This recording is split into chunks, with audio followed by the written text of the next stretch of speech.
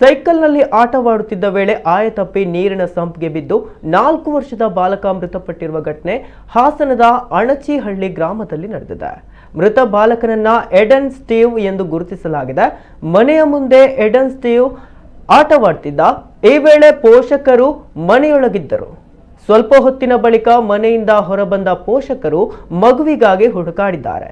ಈ ವೇಳೆ ನೀರಿನ ಸಂಪ್ ಬಳಿ ಮಗುವಿನ ಸೈಕಲ್ ಬಿದ್ದಿದ್ದು, ಸಂಪ್ ಪರಿಶೀಲಿಸಿದಾಗ ಶವ ನೀರಿನಲ್ಲಿ ತೇಲುತ್ತಿರುವುದು ಕಾಣಿಸಿದೆ.